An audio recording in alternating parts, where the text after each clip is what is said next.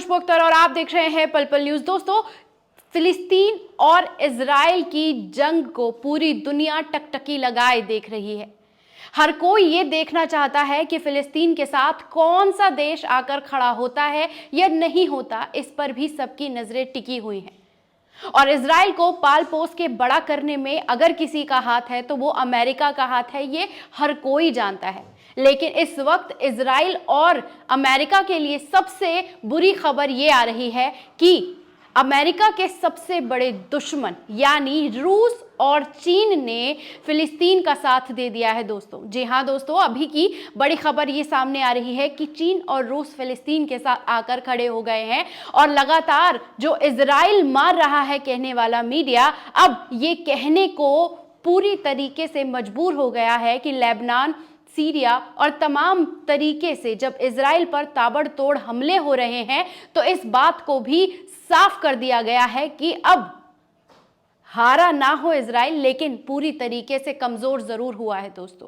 क्या कुछ पूरा का पूरा ये प्रकरण चल रहा है। रूस ने अपना स्टैंड फिलिस्तीन के साथ क्लियर कर दिया है, वहीं चीन ने भी अपने अखबार में अपना पॉइंट साफ कर दिया है कि चीन के विदेश मंत्री ने साफ तौर पर कह दिया है कि फिलिस्तीन के साथ जो हो रहा है वो बिल्कुल भी नॉर्मल नहीं है। इस बात को एक्सेप्ट किया ही नहीं जा सकता कि किस तरीके से मजलूम फिलिस्तीनियों के ऊपर इस तरीके से हमला किया जाए। वहीं रूस ने भी अपना स्टैंड क्लियर कर दिया है कि फिलिस्तीन को अपनी अलग जगह देनी चाहिए, उसे अपना राज्य बनाने का पूरा हक है। आपको इस बात का याद रखना जरूरी है कि जिस वक्त यूक्रेन और रूस के बीच जंग चल रहा था उस टाइम मीडिया भी आपको सिर्फ यही बता रहा था कि यूक्रेन मार रहा है, यूक्रेन मार रहा है और यूक्रेन मार रहा है। लेकिन बाद की जो तस्वीरें आई वो आपके सामने है कि रूस ने किस तरीके से पूरी तरीके से नेस्ता नाबूद किया यूक्रेन को। आज यूक्रेन की क्या हालत है उसके ऊपर कोई बात करने के लिए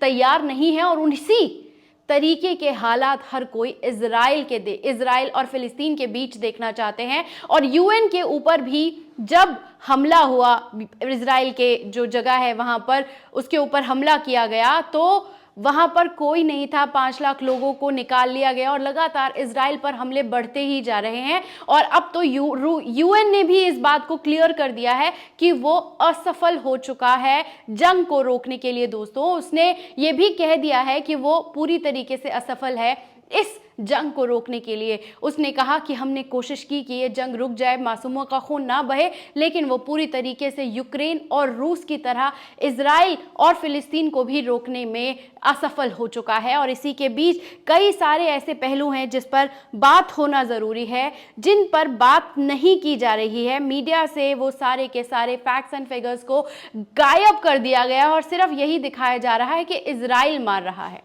इजराइल हमला कर रहा है, गाजा बर्बाद हो रहा है, गाजा में लाशें बिछी हुई है। हर रिपोर्ट्स बस यही कहती हुई नजर आ रही है। लेकिन असलियत यह है दोस्तों कि गाजा वाकई तबाह किया जा रहा है, गाजा में लाशें वाकई बिछाई जा रही हैं। लेकिन फिलिस्तीन भी कंधे से कंधा मिलाकर फिलिस्तीन को मुंह तोड़ जवाब दे रहा है। वहीं हिजबुल्लाह और लेबनान की तरफ से भी इस पूरे के पूरे प्रकरण पर जिस तरह से गोला बारूद एयर स्ट्राइक की जा रही है तो उससे अब कमज़ोर पड़ने लगा है इजराइल। और इसी के साथ साथ हमास के हमलों से इजराइल की जो धरती है वो लगातार दहल रही है। अब तक करीब 5 लाख लोगों को वहां से निकाला भी जा चुका है दोस्तों। और इसी के साथ तीसरे विश्व युद्ध की तरफ ये जंग बढ़ती जा रही है, ऐसा तमाम न्यूज़ चैनल्स का दावा है। और उसी के साथ साथ लेबनान में भी जो यूएन ऑफिस है उसको निशाना बनाया गया और उस ऑफिस में वहाँ पर कोई भी नहीं था। और हमास लगातार इजराइल पर बड़ा हमला कर रहा है। उसी के साथ आपको बता दूं कि जो गाजा का पूरा जो रूस और चीन के एंटर होने के बाद किन किन चीज़ों पर ध्यान दिया जा रहा है तो उसमें यह है कि इस हफ्ते में चीन जाएंगे इस हफ्ते जो है वो चीन जाएंगे पुतिन, और उसी के साथ पुतिन के साथ जो होनी है शी जिनपिंग की मुलाकात होनी है। उसी के बीच उन लोगों को फ़िलिस्तीन के मामले में भी बात करनी है, और इसी को लेकर अमेरिका में खलबली मची हुई है कि उसके बड़े दो दुश्मन अगर साथ आ जाते हैं फ़िलिस्तीन के मामले में तो उसकी हार पक्की है। और इसी के बीच आपको ये भी जान लेना ज़रूरी हो जाता है कि गाज़ा युद्ध को लेकर वो तमाम बातचीत करने वाले हैं, और उसी के साथ मिडिल ईस्ट की रणनीति को भी वो लोग तैयार करने की संभव है उन लोगों के बीच बात होने के लिए। अब इस बात पर अगर बात करते हैं तो चीन और रूस का जो अपना स्टैंड है इसको पूरे को लेकर, उसके में ये है कि जो रूस का डिमांड है वो ये है कि रूस जो फ़िलिस्तीन है उसे एक अलग देश बना देना चाहिए, ये रूस का कहना है फ़िलिस्तीन और इजराइल की जंग को देखते हुए। और उसी तरह से चीन का भी यही कहना है कि जो इजराइल की कार्रवाई चल रही है वो आत्मरक्षा से आगे निकल चुकी है, जो कि जघन्य है, बर्बरता भरी पूर्वक है, और इसको सपोर्ट नहीं किया जा सकता। उसी के साथ रूस का ये कहना है कि पूर्व यरूशलेम को राजधानी बनाना चाहिए, और उसी तरह से चीन का भी इस पर यह कहना है कि इजराइल का जो एक्शन है वो अंतर्राष्ट्रीय कानून का उल्लंघन करता है। लगातार चीन जो हमला कर रहा है इजराइल मजलूम फिलिस्तीनियों पर, उसके खिलाफ बोल रहा है, तो वहीं रूस ने भी अपना स्टैंड क्लियर किया हुआ है कि एक अलग देश बनना चाहिए, यरूशलेम को राजधानी बनाया जाना चाहिए।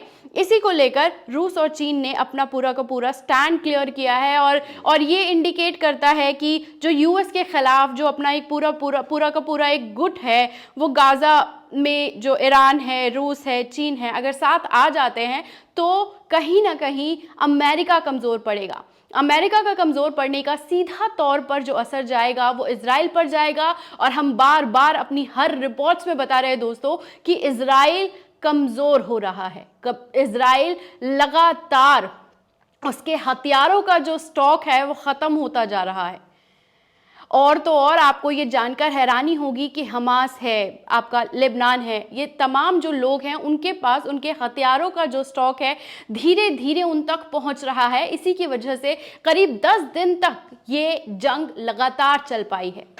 लेकिन इसके बीच इजराइल का जो सप्लाई है, जो गन्स की सप्लाई है, बारूद की सप्लाई है, रॉकेट्स की जो सप्लाई है, वो अमेरिका की तरफ से अब कम हुई है, क्योंकि जितनी ज़्यादा तादाद में बनाया जा रहा था वो ने अपने यूक्रेन को भी देने थे, और यूक्रेन को भी अब जब कमी पड़ रही है तो वो भी युद्ध हल्का पड़ा है।